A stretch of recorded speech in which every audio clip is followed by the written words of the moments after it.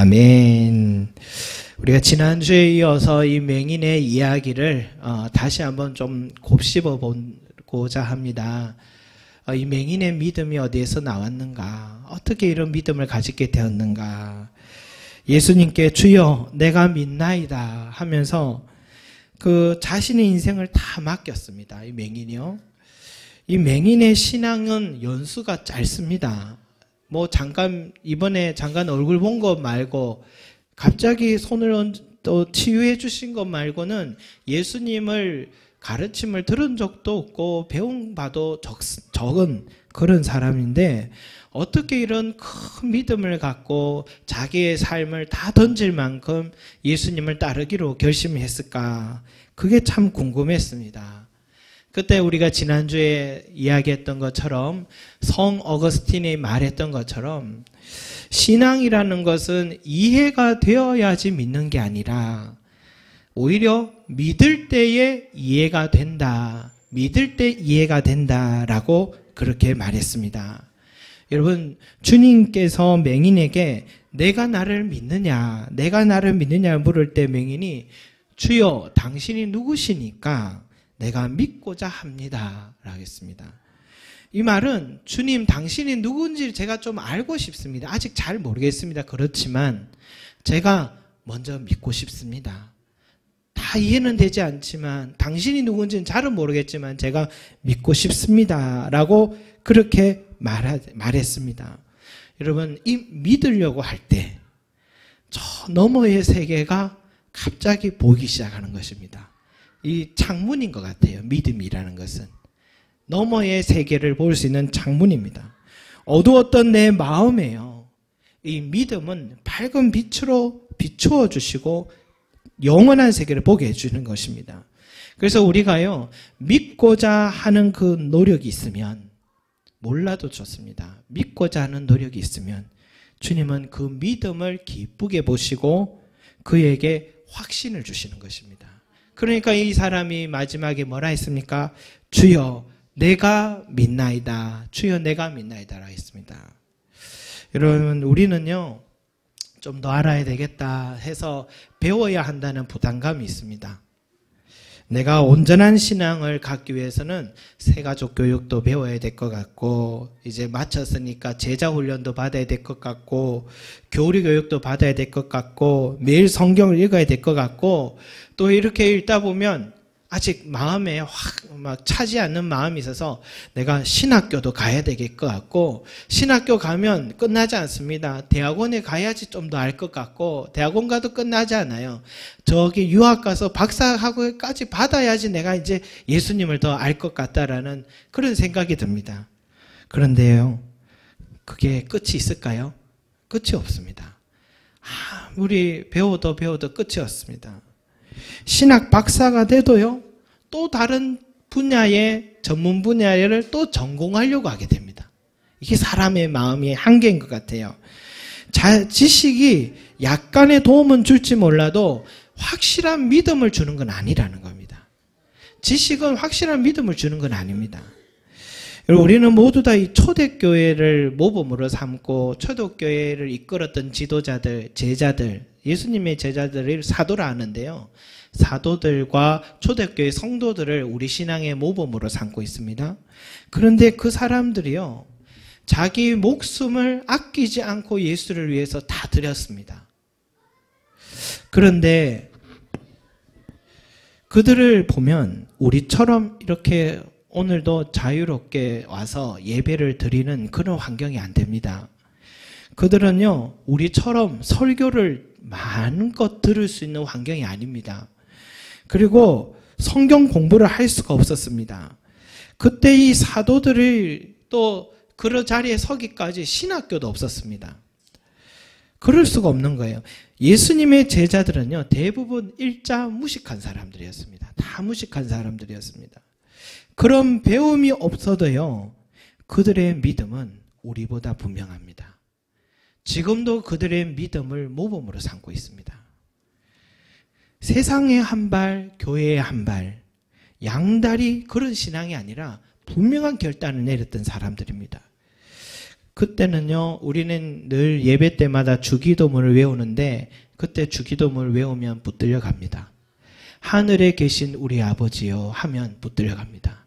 어디 여호와 하나님을 함부로 아버지라고 부르냐고, 네가 뭔데, 이렇게 해서 유대교에 붙들려 갔습니다. 추방당하고 모든 삶을 다 끊어져 버리게 됩니다. 여러분, 그럼에도 불구하고 가족도 버려야 되고 안전한 삶의 처소를 다 쫓겨난다 해도 그들은 하나님을 내 아버지로, 예수님을 나의 구주로 그렇게 모시고 살았던 것입니다. 그들은 그 믿음이 많이 배워서가 아니라 이 맹인과 같이 결단하는 믿음, 그리고 그런 믿음을 드렸기 때문에 그런 믿음을 가지게 된 것입니다. 다 이해되지 않지만 믿고자 할 때 믿어지는 이 영적인 이 맹인이었던 자신이 믿고자 할 때 보이지 않는 세계가 갑자기 눈을 뜨게 되는 그런 놀라운 일이 있게 되며, 그걸 위해서 자신이 이 세상에서 하루라도 더 살아가려고 이 세상에 연명하려는 그런 마음이 아니라 영원한 세계를 위해서 이 육신의 삶을 드릴 줄 아는 그런 사람이 되는 겁니다.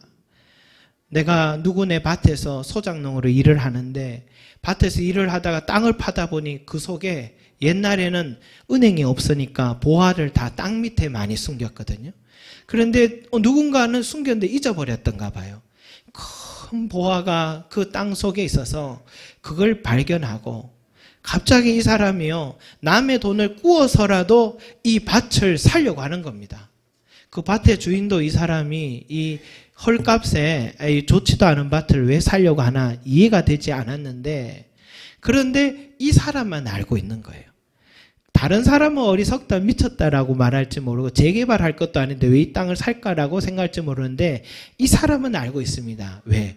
보화를 발견했기 때문에. 그 땅을 사면 그 보화는 내 것이 될 수 있기 때문에 남들은 이해하지 못해도 나는 그걸 위해서 투자할 줄 아는 것입니다. 믿음의 세계가 그런 겁니다.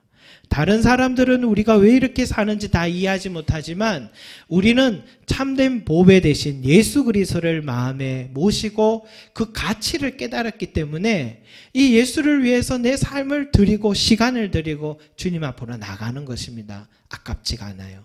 다른 사람도 이해되지 않습니다. 그러나 우리는 알고 있듯이 그러한 삶을 살게 된다라는 것입니다. 그래서 여러분, 교회 오신 저와 여러분에게 그런 의미에서 참 큰 위로요, 또 오랜 세월 우리가 방황하다가 다시 결단하고 예수님께 나온 저와 여러분들에게는 큰 힘이 된다라고 믿습니다. 그게 뭐냐?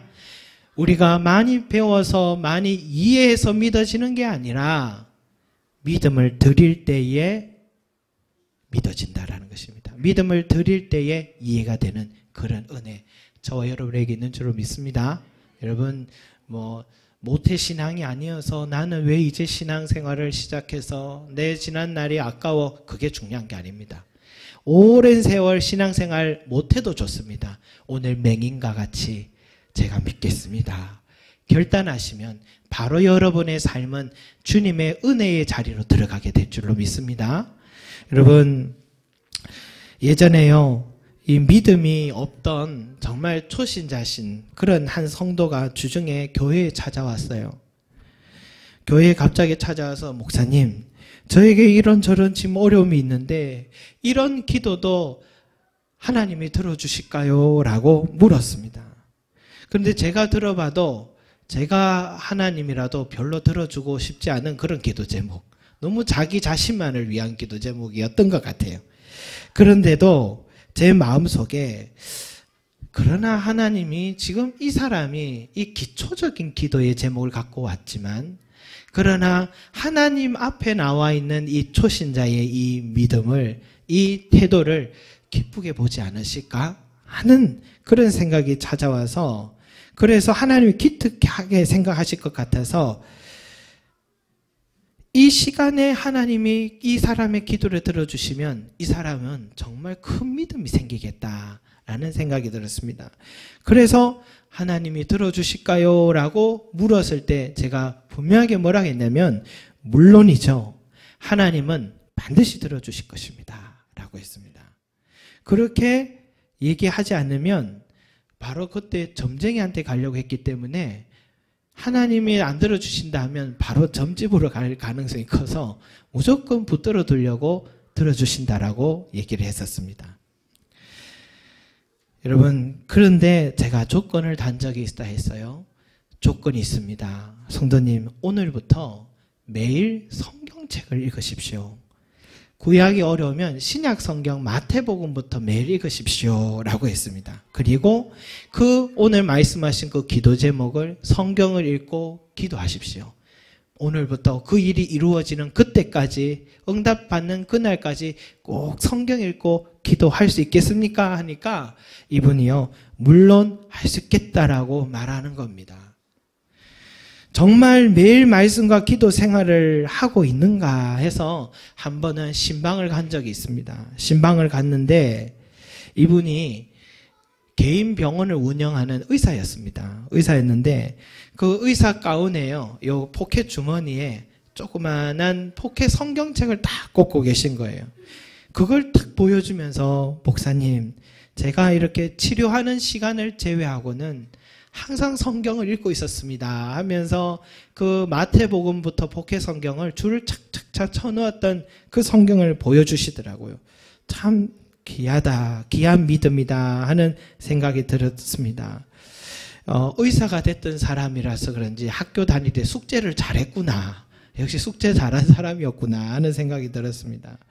그 사람은요, 정말 이 엉뚱한 방법, 이런 이해되지 않는 방법, 제안을 이해되지는 않지만 그러나 받아들이고 믿음으로 순종하고 나가시더니 시간이 지나면서요, 한 달이 지나면 한 가지, 또 한 달이 지나면 한 가지 하면서 한 4-5달 안에 그분이 들고 왔던 4-5가지 기도 제목이 다 응답되는 모습을 보면서 그분이 마지막에 뭐라고 하냐면, 정말 하나님은 살아계신 것 같습니다. 정말 하나님 살아계신 것 같습니다 하면서 그 뒤로는 점쟁이 집에 안 가시는 것 같아요. 그 뒤로는 어려운 일이 있으면 항상 하나님께 기도하는 삶을 살아가고 계셨습니다. 여러분, 다 이해되지 않고 다 믿어지지 않아도 좋습니다. 그러나 한번 이 성경책이 가르쳐주는 대로 한번 이 교회에서 제안하는 이 생활의 방식을 한번 믿고 순종해 보시기 바랍니다. 그러면 여러분, 보이기 시작하고 살아계신 하나님을 만나는 일들을 놀라운 방법으로 체험하게 될 것입니다. 그런데요, 이게 쉽지 않아요. 대부분의 사람들은 바로 이 부분에서 거기에 뭐가 있을까? 왜 그 밭을 사고 그럴까? 이해가 되지 않아서 바로 이 단계에서 머뭇거립니다. 넘어지고 걸어가지 못합니다. 저는 옆에서 지켜보면서요, 처음에는 그 큰 기도의 제목을 안고 가지고 왔는데 이렇게 단순하고 쉬운 방법을 가르쳐 드렸는데도 불구하고 그것을 왜 하지 못할까 하는 이런 아쉬움과 안타까움이 있습니다. 왜 한 번이라도 시도해보지 못하고 포기해버릴까 하는 그런 안타까움이, 의아함이 있습니다. 사람이요, 되는 사람들은 보니까 죽이 되든 밥이 되든 한번 순종은 해보더라고요. 죽이 되든 밥이 되든 정말 그때 그 될까 의구심은 누구나 있습니다. 그러나 정말 될 때까지 한 번은 해보려고 하는 그런 의지, 그런데 시작부터 자신의 방법을 하려고 하고 그 자리를 맴도는 모습을 보면서 안타깝고 의아할 때가 있습니다. 주일 성수를 꼭 하면서요, 예배 생활을 내 인생에 가장 소중히 여겨야 한다라고 가르치면 정말 그런지 믿고, 가족이요, 우리 주말에 엄마, 아빠 어디 가요? 그러더라도, 남편이, 아내가 뭐라 하더라도, 아니, 난 정말 하나님이 살아계신지 한번 확인해 봐야겠어 하면서 결단한 모습이 우리에게 필요합니다. 매일 성경 읽고 묵상해야 된다고 성경이 가르쳐주면 읽어도 재미없고 잘 이해되지 않는 성경책이라도 한번 읽는 신용이라도 해봐야 됩니다. 매일 기도 생활을 해야 한다고 하면 조용히 앉아서 기도하는 게 너무 지루하고 아무 소리도 하나님 왜 아무 말씀 안 하실까 하는 의심이 자꾸 찾아와도 한번 앉아있는 신용이라도 우리가 해봐야 됩니다. 저는요, 이 교회 목사로서 지금까지 그렇게 믿음을 드리고 결단하고 순종하는 사람은요, 반드시 하나님께서 그의 삶에 살아계신 것을 보여주신 것을 보았습니다. 하나님도 인격적인 분이십니다. 하나님 인격적인 분이세요. 하나님이 기뻐하시는 그 일을 하는 사람을 하나님 복 주십니다. 하나님 기뻐하지 않는 일을 하는데 어떻게 복을 주시겠습니까? 하나님도 인격적인데요. 그런데 성경을 보면 하나님이 기뻐하시는 일을 어려운 일이 아닙니다. 너무너무 어려운 일이 아닙니다, 여러분. 그저 하나님을 사랑하는 겁니다. 그저 하나님을 가까이 하는 겁니다. 하나님의 말씀 안에 사는 것입니다. 이것만 잘해도 복 주시겠다는데요. 그걸 마다할 이유가 어디 있겠습니까? 우리가 사랑하면 별로 할 얘기가 없는데 또 전화하고 또 만나고자 하고 할 얘기가 없는데 만나기만 해도 기쁘고 그 사람이 좋아하는 게 뭔가 싶어 자꾸 찾게 되고 이게 사랑이에요. 이게 하나님을 사랑하는 겁니다. 하나님이 무슨 말을 하셨는지 자꾸 하나님의 생각을 알고 싶어서 성경을 자꾸 살피게 되고 하나님이 나에게 오늘 뭐라고 속삭이는지 듣고 싶어서 기도의 자리에 찾아오게 되는 것. 이게 하나님을 사랑하는 것입니다. 여러분 사랑하시는 저와 여러분이 되길 바랍니다. 다 이해되지 않아도 맹인과 같이 주여 당신이 누구신지 제가 알 수는 없지만 내가 믿기를 원합니다. 고백하며 결단하시는 저와 여러분이 되길 바라겠습니다. 여러분 또 하나는요.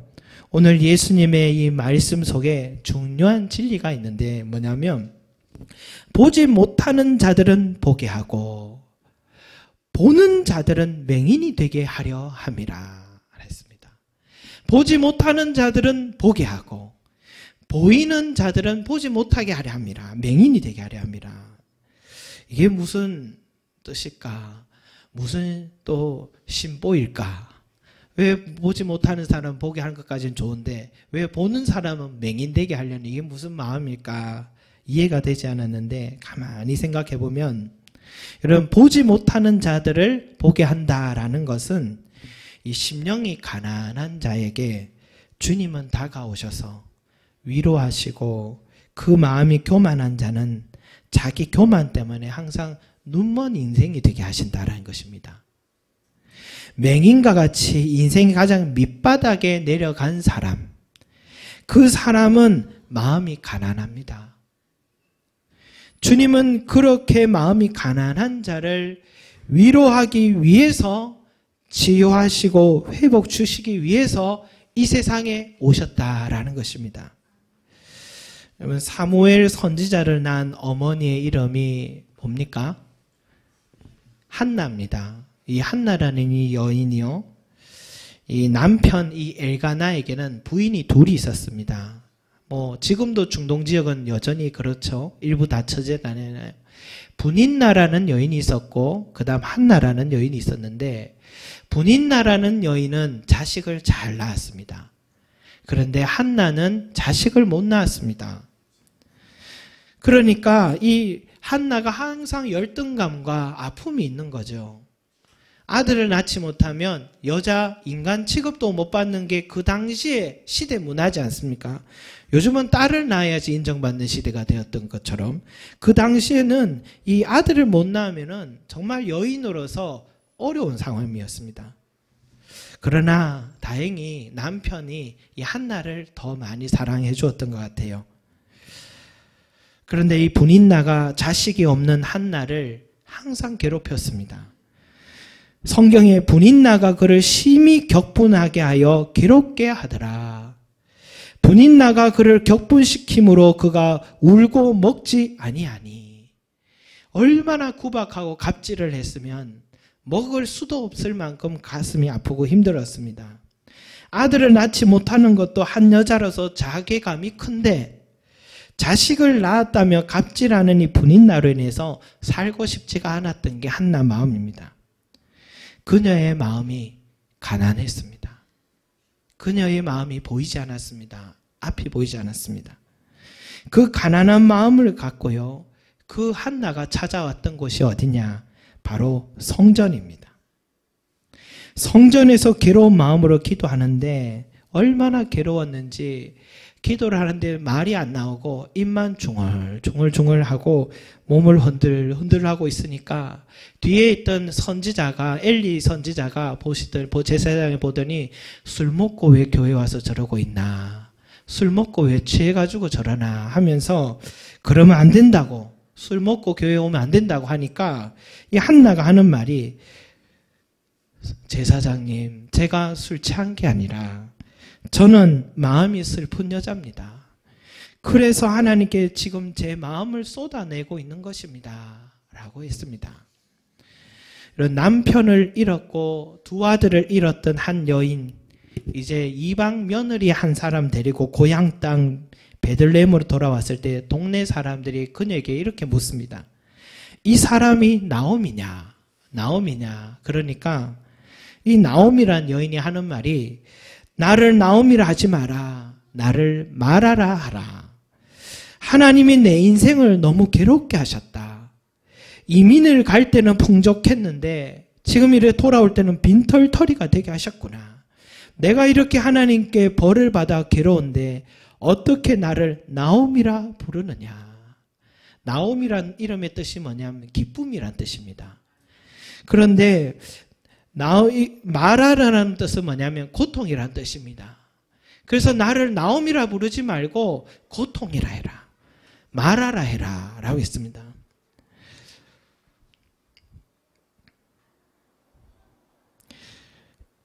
저와 여러분 여기 계신 분들도 마찬가지지만 여러분 문제없는 삶은 없습니다. 문제없는 삶은 없고 내게 생명이 있는 한 문제는 항상 있는 것 같아요. 여러분 저는 문제가 있겠습니까? 없겠습니까? 예, 저도 늘 웃고는 지내지만 문제 많습니다. 저도 문제가 있는 것 같아요. 어쩌면 이곳에 계신 분들 중에 이 한나와 같이 나오미와 같이 여기 맹인같이 인생의 비참한 경험한 사람이 있을 것입니다. 많고 많은 사람 중에 왜 내게 그런 일이 일어날까? 이 하늘을 향해서 원망한 적도 많이 있었을 것입니다. 대부분 남에게 드러내고 말하지 않아서 그렇지 여러분 내 마음속에 이 무거운 짐을 살아가고 있는 사람들이 너무너무 많습니다. 선천적인 기형으로 태어나는 자녀로 가슴앓이하는 부모도 많고 태어날 때는 건강했는데 인생을 살아가면서 사고와 질병으로 장애를 갖게 된 경우도 많고 저도 이 짧은 시간인데 이 세상을 살아오면서요 우리나라에 일어난 일들을 가만히 돌아보면 성수대교 무너졌던 그때도 기억이 나고 상품백화점 무너졌던 기억도 나고 지하철 가스 폭파 사건과 지하철 방화 사건도 기억나고 최근에는 여기 인천항에서 출발한 세월호 사건이 아직도 우리의 삶에 무거운 짐으로 있지 않습니까? 이게 다 짧은 이 몇십 년 안에 일어난 일이에요. 그 일들이 나와 무관할 수 있는가 돌아보면 제가 1995년 대학 1학년 때인데요. 그때에 이 대구에서 지하철 폭파 사건이 일어날 때 그 지역에 1시간 전에 제가 지나갔습니다. 1시간 전에 그것을 지났는데 그때 새벽 기도에 저희 교회가 있어서 아침에 지나갔다가 아침에 7시쯤에 나왔는데 8시에 폭발을 한 것 같아요.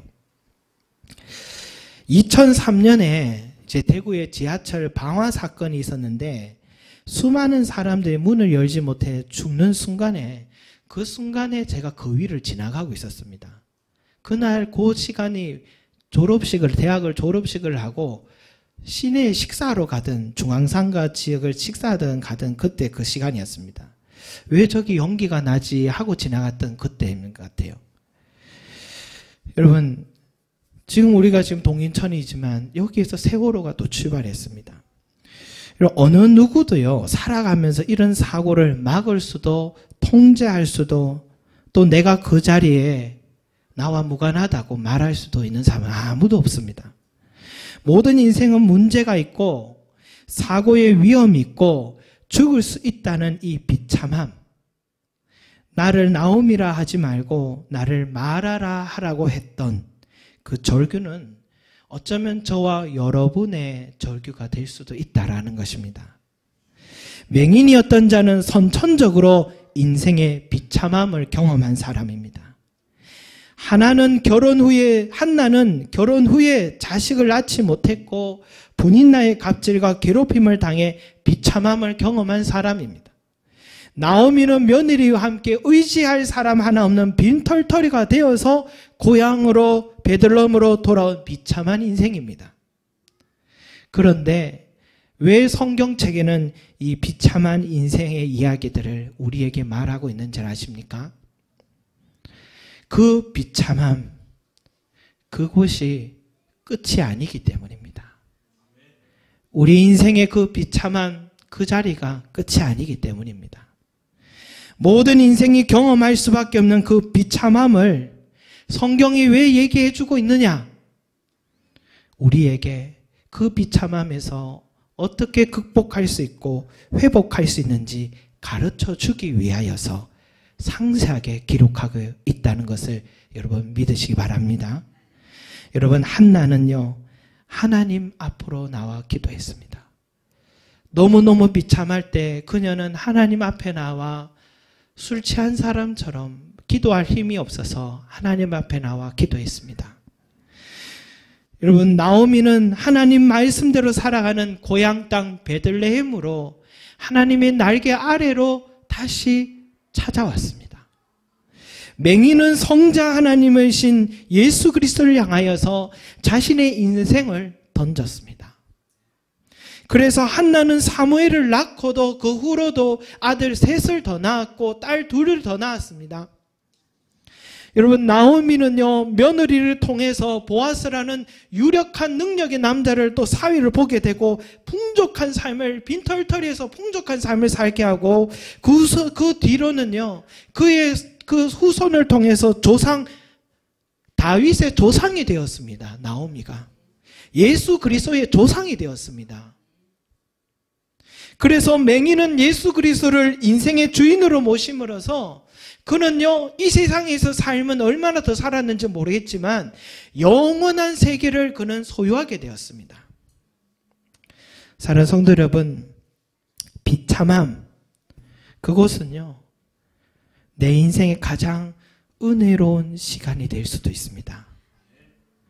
비참함이 없었다면 내가 어떻게 이 성전에 하나님 앞으로 나와 지금 예배 드릴 수 있겠습니까? 어쩌면 하나님은 이 비참함을 통해서 내게 은혜를 베푸시기를 원하십니다. 맹인으로 살았기에, 자식을 낳지 못했기에, 모든 것을 잃었기에 내가 하나님을 만나게 되었다면 그 비참함은 오히려 은혜의 통로가 된 줄로 믿습니다. 저 여러분, 지금도 하나님 앞으로 나오신 것 잘하신 것입니다. 하나님께는 여러분 길이 있습니다. 하나님께는 방법이 있습니다. 우리가 보기에는 전혀 길이 없어서 그저 마지막 지푸라기 잡는 마음으로 지금 오늘 이 성전에 오셨지만 하나님 안에 들어오셨기 때문에 여러분 생각하지 못하는 방법과 길로 열어주실 것입니다. 그래서 여러분들 오늘 이 자리에 나오신 이 마음 절대로 흔들리지 마시고 하나님께서 나에게 아까 전에 제가 예로 들어드렸던 그 사람 말고도 저는 수많은 사람들을 예로 들어드릴 수 있습니다. 모두 다 맹인과 같이 결단하고 주님 앞에 드렸더니 흔들리지 않고 그저 뚝심 하나 갖고 주님 앞에 나왔더니 정말 하나님은 살아계신다라는 것을 체험한 그 일이 여러분의 간증이 되기를 소망합니다. 맹인과 같이, 한나와 같이, 나오미와 같이 이 놀라운 스토리가 저와 여러분의 삶 가운데 쓰여지는 은혜가 있기를 소망합니다. 기도하겠습니다. 사랑과 은혜가 많으신 아버지 하나님, 보지 못하는 자들을 보게 하기를 원합니다. 주여, 저희는 보지 못하고 있습니다. 내 인생이 너무 비참하고 답답하고 아무것도 되지 않아서 앞이 캄캄하고 보지 못하고 있습니다. 그러나 그런 우리의 눈을 뜨게 하시고 빛을 보여주시고 살아갈 힘과 소망과 아버지 하나님이여 아버지 하나님 놀라운 기적을 보여주시기 위하여 주님께서 오늘 우리를 불러주시고 이 자리에 우리에게 다가와 주신 줄로 믿습니다. 맹인은 앞이 보이지 않는데 주님이 그에게 다가가서 그의 눈에 진흙을 바르셨고 그에게 실로암으로 가라고 말씀하신 것처럼 주여 우리의 삶이 오늘 아무것도 보지 않을 때 오늘 내가 이 자리에 올라온 것 같으나 사실은 주님이 우리를 불러주셨고 주님이 나를 만나주신 것인 줄로 믿습니다. 주님 내 눈에 진흙을 발라주시옵소서. 주여 나에게도 실로암의 은혜가 있게 하여 주셔서 내 눈을 뜨게 하여 주시옵시고 이 비참함에서 건져주시는 은혜가 있게 하여 주시고 주여 인생의 길을 열어주시옵소서. 오늘 이 자리에 나와 있는 우리 모든 사람들이 오늘도 우리가 주님께 은혜를 구하고 기도하오니 주여 놀라운 기적의 소식과 주님 놀라운 은혜의 스토리가 우리 가운데 일어날 수 있도록 도와주시옵소서. 주님께는 길이 있는 줄로 믿습니다. 내가 길이요 진리요 생명이라 하셨사오니 주님을 바라보고만 이제는 달려가겠사오니 도와주시고 오늘도 비참한 마음 갖고 이 자리에 올라온 우리 성도들을 주께서 그 마음을 위로하여 주시고 놀라운 기적으로 문제를 해결하여 주시고 내려갈 때는 사슴과 같은 가벼운 발이 될 수 있도록 은혜 내려 주시옵소서. 감사드립니다. 예수 그리스도 이름으로 기도드립니다. 아멘.